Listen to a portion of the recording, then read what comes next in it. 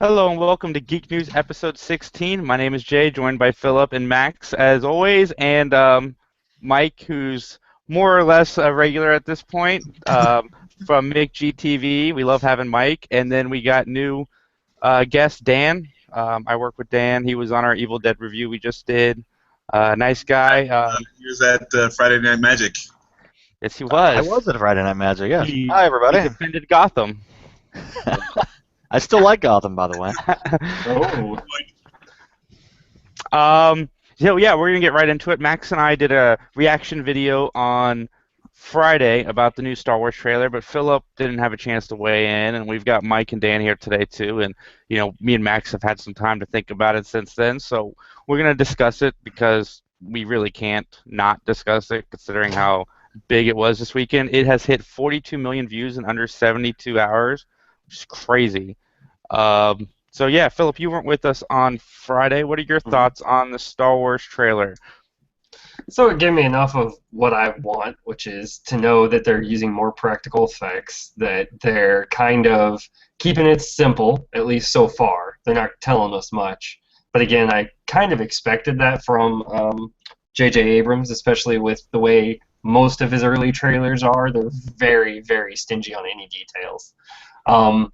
I thought the broadsword lightsaber kind of looks interesting. It's kind of interesting. I appreciate the fact that they're trying to do something different with it, right? Take something that we know and kind of expand it a little bit. So that was kind of cool. I like the fact that they modernized the stormtrooper outfits a little bit. That was cool. Other than that, I mean, it was okay. I mean, it wasn't the greatest thing since sliced bread, but it got me enough hyped.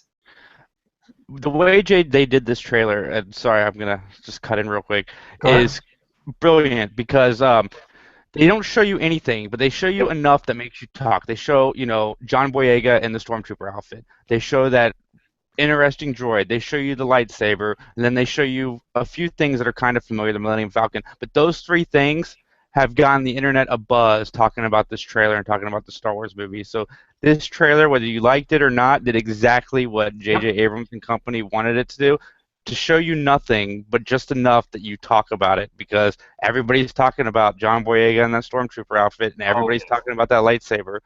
Whether you like it or not, it is all over the internet. Not the greatest thing since sliced bread. You're right. It's the greatest thing since cooked food. Trailer is Nice. Mike, what are your thoughts on the Star Wars Episode 7 trailer? Well, I mean, I did my own video reaction over at my site. You could check out as well. And I mean, I was excited for it. I'm not one of those Star Wars fans who's like, "Oh, I'm gonna be there at opening day in the line. I'm gonna be dressed as Darth Maul." I'm not one of those guys. Honestly, my honest thoughts about Star Wars as a whole is I'm like, even those 6 movies kind of told one story arc, kind of dealt with one family, and I really wasn't interested to see much more after that. But I mean, if they're going to do more, I hope they take them in interesting directions, and especially with like storytelling. I honestly think it'd be kind of cool if John Boyega in a stormtrooper outfit, that he is actually a stormtrooper, and we follow a stormtrooper from like working for the Imperials to being a hero, maybe, or who knows. Like, that's, like you said, Jason, a lot of speculation about what the plot would be for this, just based off of those images. That'd be interesting to me, because they've never actually done that so much in terms of that type of storytelling. And yeah, I'm excited. I'm not gonna be like foaming at the mouth waiting for Christmas 2015, but I'll definitely go see it when it comes out. So yeah, it got me excited for Star Wars again. all right, Mike. If you find out that John Boyega or whatever if you find out that he's Lando's son, is that offensive or no? No, man, because Lando's a smooth player. Offended. Let's be serious here. I mean, you have to assume Lando's dropped litters of kids throughout the galaxy. I mean, That's true. I'm just saying. Well, like I said, I'm seriously hoping one of these kids turns out to be the illegitimate son or daughter of Pilot Porkins from New Hope. Like we need a Porkins who's not fat in one of these movies. Dan, what are your thoughts on the Star Wars trailer? It looks cool. I mean, basically the trailer is you got a bunch of people running some weird looking droid thing. I did like the inclusion of the classic looking ships. That's cool. I mean, you pretty much end with some awesome looking dude with a broadsword lightsaber, so yeah, I'll watch it. I mean, that's pretty much the consensus is, no Okay. matter if you like it or not, you'll watch it. So, I mean, so far it looks cool, but it's just a teaser. Yeah. So they have plenty of time to ruin it later. I hope they keep up this like little light stuff. You don't find out. I mean, obviously that there's some trouble with the Empire again. So like but that's all you can really find out. That's all you can really discern with 100% surety is that they're fighting the Empire. That's the only thing they tell you for sure. So No, maybe not. Maybe the Empire is suddenly the good guys or something. You never know. Seriously, I'm not even joking. Maybe the tables have turned and Yet again. things aren't what they were. that's true. You never know. But yeah, everyone just got past the whole world exploding thing, and everyone's like, you're fine now. That was years ago. Maybe those worlds needed exploding. Moving on, it was just announced yesterday that Independence Day 2 has been greenlit without Will Smith. So speculation about this movie has been going on for quite a while. They've been doing casting and writing, but the studio had never officially said this is happening. Well, the studio officially said this is happening yesterday. Jeff Goldblum, Bill Pullman are set to return. For me, I know a lot of people. Independence Day is not one of the best films of all time, but it's something that I enjoyed as a kid, and I know a lot of people. Will Smith is their favorite in that movie, but Jeff Goldblum was the guy that stood out the most in that movie to me. Mainly his father. That he was a funny character, but yeah. So I mean, them returning. I mean, I guess I'm kind of interested to see what happens. I kind of wish Will Smith would kind of drop his ego a little bit and maybe step back into the role, but. Max, you're smiling like from ear to ear. What are you? You either got something smart ass or something negative. Yeah, no, Will Smith is ridiculous. Is all. I think it's just too crazy. But like this movie's gonna suck regardless. So it's gonna be whatever. I'm not excited about the movie. I could really care less. Like Independence Day is not really a good movie. It's just one of those movies that you really like, and I don't think the sequel is going to be very good. So I could care less whether Will Smith gets Jaden another crappy role in another crappy movie or not. No, they said no to Jaden. That's why Will Smith is not in this movie. Like, if you want to drag your kid to all these crappy movies and get him all these crappy roles, then fine. And if you're going to throw a hissy fit when someone does him a favor and tells him he can't do it, then that's also fine. I think the movie's going to suck regardless. Why don't they just get the kid who played his son in that movie? Why don't they just get Buckwheat from the Little Rascals movie to show? Oh. Seriously, that's the kid.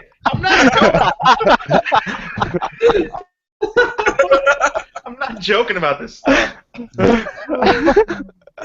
Dan, your thoughts on Independence Day 2? I haven't heard who's directing it yet. Roland Emmerich. No. Same guy. Well, The guy who did the first one. Maybe. I love the first movie. I'll make no qualms about it. But and after Earth, you would think that Will Smith would need something to bankroll him. But I realize he has money, but he I would think he'd like his career to keep going. No, that's how Will Smith has. Yeah, okay, fair enough. But I mean, again, I'll go watch it. What the hell? Well, one of the plot points is apparently the after the first alien invasion in the first movie, in the 20 years since, we've studied their technology and now we can replicate the technology, and it's about us going to war with the aliens. I don't know like how far Ender's it Game. Why? goes from there, but Ender's Game. it's gonna be one of those popcorn flicks where you sit in your seat, you chug popcorn, and enjoy the movie, and hope that Jeff Goldblum and Bill Pullman live long enough to make this movie. Mike, what are your thoughts on Independence Day 2? Well, my initial thought is like, how coincidental is it going to be that the big fight's going to take place on the next Independence Day in 20 years after the fact? You know, like that's weird. these aliens, these aliens have really fortuitous timing in terms of that. But what are the odds? I don't know. I mean, yeah. I'm very much in the same boat. Like, I'll watch Independence Day if it's on TV or whatever, because it does appeal to that, you know, inner 10-year-old in me that wants to see aliens blow stuff up. So of course I'll watch it and have a good time with a bad movie. Yeah, you know, a cheesy popcorn flick. But in terms of a sequel, I'm kind of like, well, unless there's something like astoundingly like visually awesome in it, I don't know. I can't even think of what you could top from blowing up all the major capitals of the world, but you know. Blow up the world. Yeah, blow up the world. Okay, there we go. That's a short film. But, you know, I would actually pay to see that. If they were just, you know what? The aliens come back and kill everybody. They're like, oh, you thought you were slick, huh? suckered you out your money again, people. I don't know, like these Devlin and Emmerich movies, you know, I'm all, whenever they show up, like Stargate's a guilty pleasure for me. I'll watch the '98 Godzilla for a good laugh. Yeah. You know, stuff like that. 10,000 BC I'll watch for a good laugh. Like, I mean, as long as it's dumb and I mean, God, I enjoyed White House Down, and that was the last movie I think they did or whatever. So, you know, I'll watch stupid B movie action again, whatever.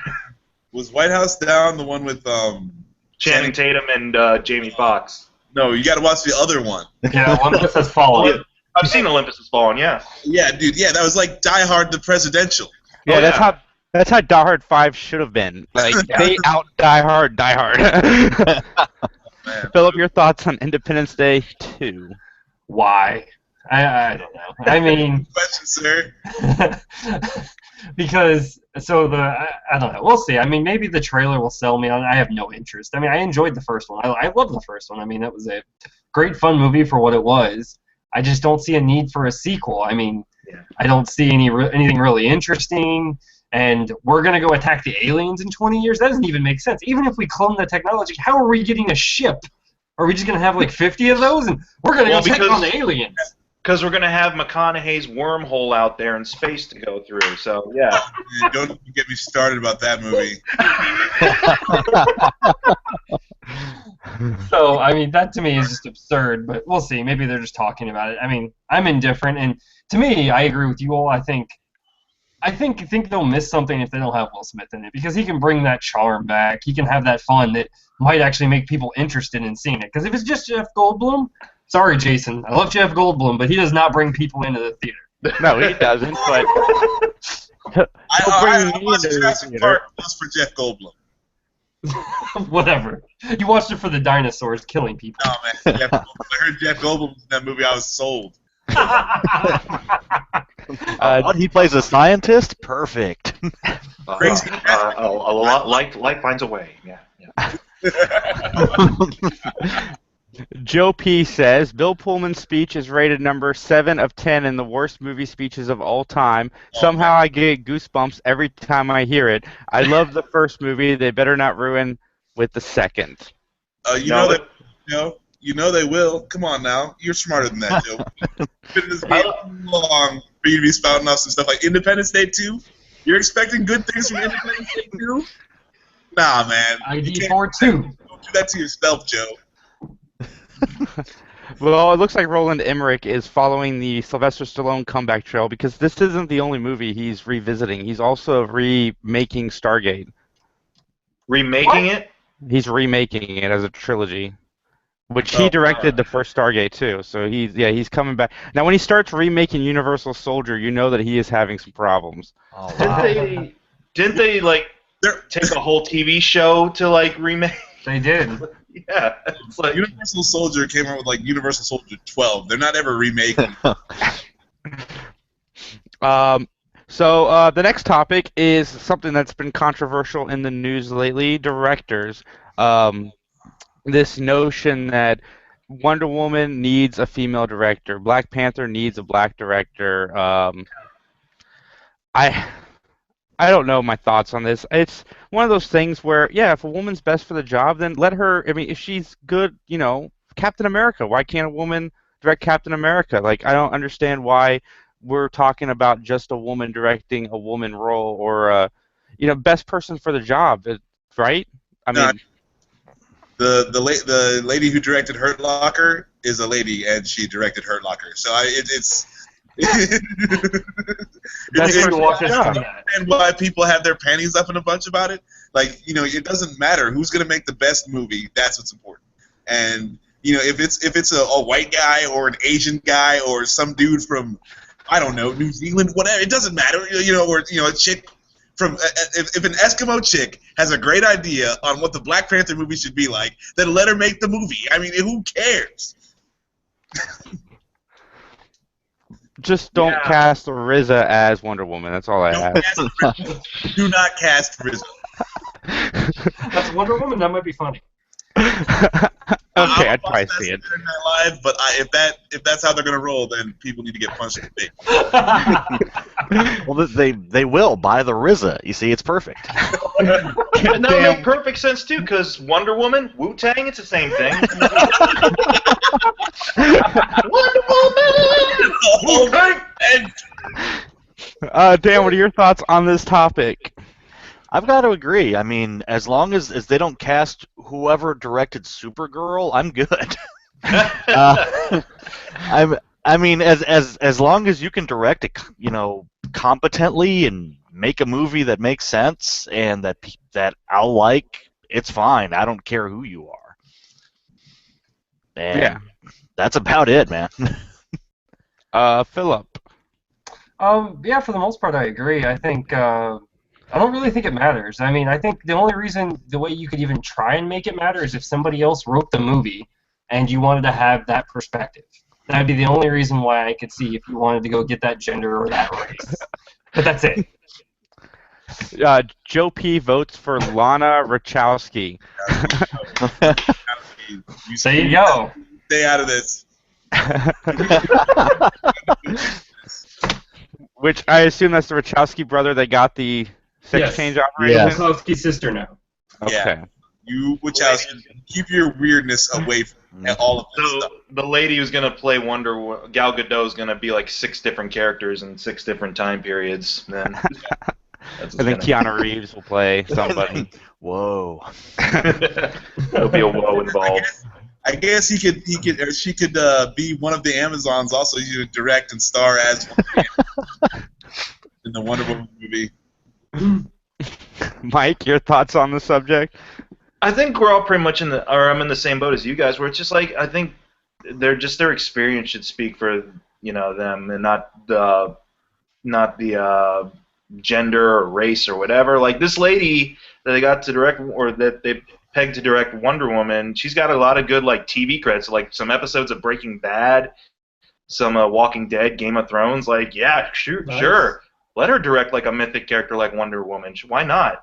But like in terms of like Black Panther, it should be told from the black man's perspective and so forth. I mean, just get the person who's qualified for the job, be they black, white, red. Does it really matter? It doesn't. No, it doesn't really matter. As long as it's staying true to your story and your vision you want for that universe at least, then fine, Yeah, I mean, like, if they have to get a black guy to direct the Black Panther movie, then they have to get an African black guy. Like, they can't get a black guy from America because he doesn't know anything about Africa. He's got a point. If we're gonna be, then we 100% correct. So yeah, like it's ridiculous. It's utter. If we stop, like socially, if we drop the whole subject, then it'll go away. Like people are afraid they're gonna get offended. And it's like, hey, man, we're in the 21st century. Like, yes, there's black people and there's white people and there's Asian people and we're all the same. Everyone finally gets it, so we can just drop the whole. Oh my goodness! Well, no, a woman's got a director. It does. Yeah, it doesn't matter. Like, just get over it. Um, Guillermo del Toro has just turned in his script for Justice League Dark, which I've not seen a whole lot of his movies, but he seems like the perfect fit to direct this movie. Your guys' thoughts, Max? Have you seen Hellboy, sir? Or Hellboy? I have not, no. Pan's Labyrinth? Yep. I actually haven't seen Pan's Labyrinth, but some of the puppets from Pan's Labyrinth, and I say Guillermo del Toro is a perfect fit for Justice League Dark. If this all runs smoothly, then that's wonderful. I seriously doubt that he's going to be there at the end just because he's here at the beginning, so that means that they're going to do more people before they get it's to the lesson of Edgar Wright. Yeah, it's like. But no, he did Pacific Rim as Guillermo del Toro too, so he's got a lot of experience with heavy CG, heavy effects, big budget movies. So and he's dark, he's super dark. So yeah, no, I'm excited. That's great. I really hope he makes it to the end. It'll be a good movie because of it. Dan? I am more excited about Justice League Dark getting a movie than Star Wars 7. That's weird. Sorry, man. But I mean, I love this comic run. I was against Constantine being put into the actual universe when they first started it, but I think it's worked out really well. And I would love to see a film with the dude that plays Constantine for NBC. That would also be awesome. I like that guy a lot. Dan vs. Max, go! Television. That is it. What? He's a TV guy. He's not a movie guy. He's a TV guy. He's okay for TV. I don't care. He's pretty awesome as the character. I like it. I like the series. It makes me happy. Right. Mike, thoughts?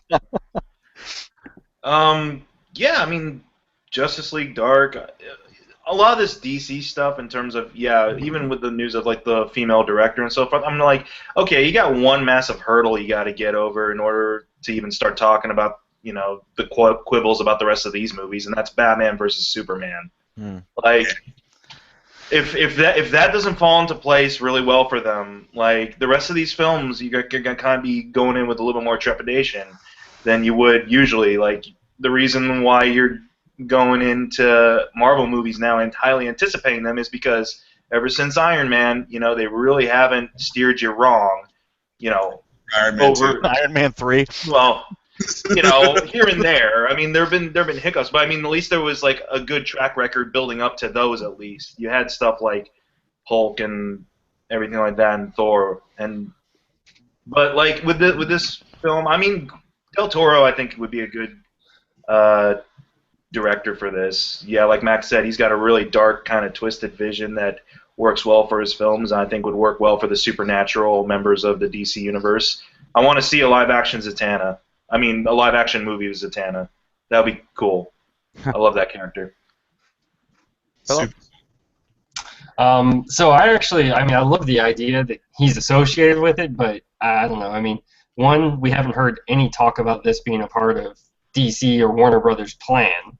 So I don't even know if this is even a thought. So I get excited, but then I remember that in the back of my head and says, wait, nope, temper that excitement until they actually greenlight it. I mean, I agree with you and Mike and Max and everybody that, I mean, he will be awesome in that role as that director because I think he can write an awesome script. He knows how to handle comics. I mean, he did Hellboy. He proved that he can do that and adapt it to the screen and make it interesting because I watched that with a movie with people that didn't really care about comics and still enjoyed that movie. So I'm excited for it, but again, it's tempered excitement until I hear more from Warner Brothers.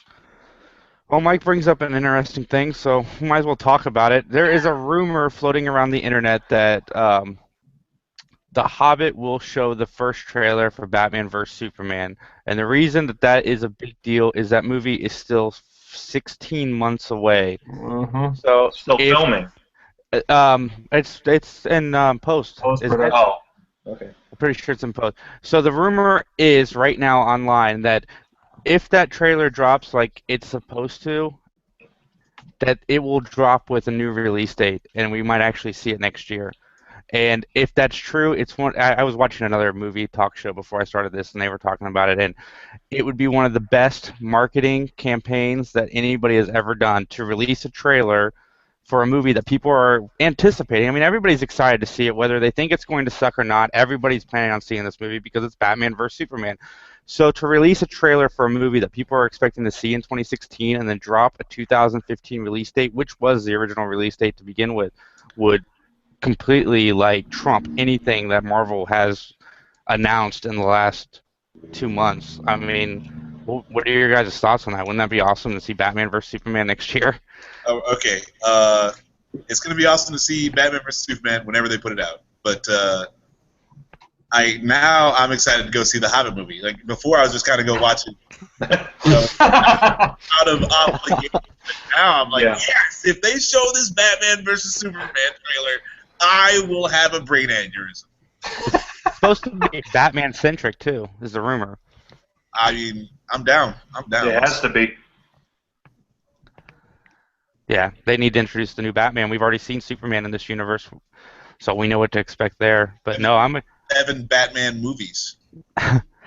the campaigning for this movie has been weird already. Like they have the hype to a level that it shouldn't be at right now. And for a while since Comic-Con, I've kind of expected this movie to get an earlier release date. So we'll see. All I know is after I watched that Superman movie, I was like, wow, they did Superman like this? Wait till they do Batman. So, yeah, this is gotta be. I can't. Mike, your thoughts on the rumors? I mean, they gotta do what they gotta do. I mean, it would be kind of cool to get a teaser for that with The Hobbit, and like Max said, it would give me more of an incentive to go see The Hobbit, because I'm not really a big Hobbit fan, and I'm a Lord of the Rings fan, but I'm not a Hobbit fan, or Hobbit movie fan. But 3 things I want to see if that's true. If it's Batman centric, awesome. That takes care of number 1. I need to see what Ben Affleck is gonna do. I need to see what Jesse Eisenberg's going to do as Luthor. And Gal Gadot, we've seen what she looks like, in the armor and everything like that. Let's see what she's going to give us as the warrior princess. So, as long as they kind of give us a good glimpse at that, of course, I'll go see it. I'll be on board for it. But, again, trepidation. It's crazy. We've seen screenshots of most of the people in this movie, but we have not seen anything of Jesse Eisenberg, like at all. Not even like set photos. Jason, he's waiting on you to take off your hat, dude. The world, I'll show the world. Oh, Philip, you got anything in the world of video games? So let's see. Basically, I've been playing Far Cry 4. Love that game. If you like the Far Cry games, you'll enjoy it. It's more of the same. They just updated the graphics. I didn't play enough of Far Cry 3 to give a good comparison, but from what I've heard from most people, if you enjoyed Far Cry 3, you'll enjoy Far Cry 4. Coming out this week is actually quite a few games as we're in the holiday season. Telltale's Game of Thrones game comes out this week, so the downloadable title will be on PC, pretty much every system. Because they're not afraid to they're not going to say no to your money. The Crew, which is a game I'm really, really excited for, comes out tomorrow. What that is a open world arcade racing game. So the idea is that you can the crew, hence, you can actually get in groups online and actually race against other people, and you as a group can actually try and do better, or you can do individual if you want. As well as you can literally drive from one part of the U.S. to the other. It's not exact size because that would be insane in a game. All right, I've drove 48 hours. I finally got to the other coast. Now I can quit before I drive around Los Angeles. Because I actually played the demo of it, and what they did is they made the cities really detailed, like certain cities, Chicago, Miami, New York, L.A., St. Louis. I can't remember quite a few. No, not Columbus. Sorry. I'm going to drive around Columbus in a video game for 4 hours because I can't do that on a regular basis. Nice. And so it's about like 20 or 30 minutes to get from one city to the next, to add that realism. But they have things in between to do that. You can do off-roading, you can do street racing, you actually have drag racing, you have just regular like track racing that you can do in the game. So it seems really cool. If it's a racing game, I'll be able to give you more information the next time I'm on and let you know, because I'm getting it tomorrow or probably Thursday.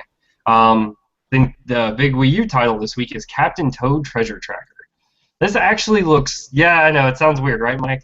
I was like, huh? It is probably... So Captain Toad Treasure Tracker. Okay.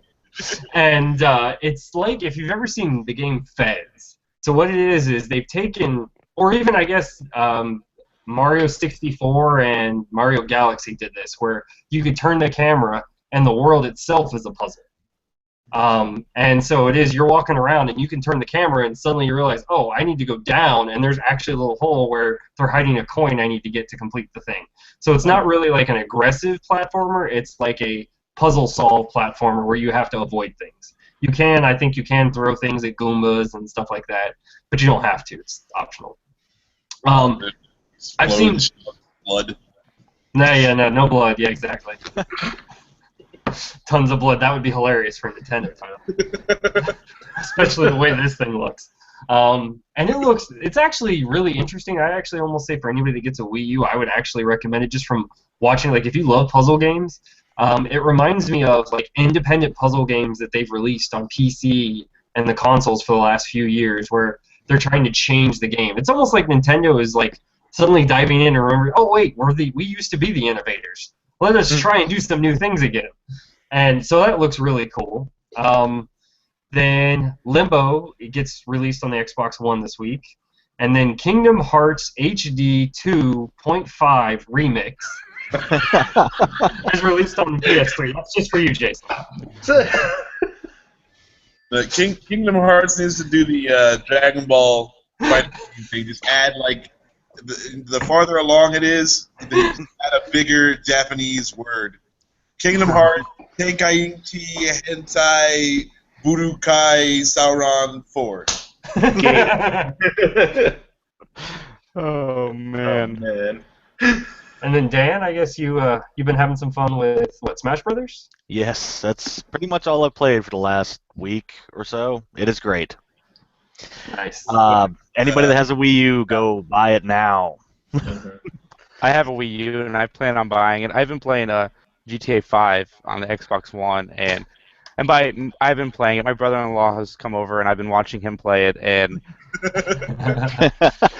that game is ridiculously detailed. Like, I can't even, like, you can go to a tennis court and play tennis. Like, you can go to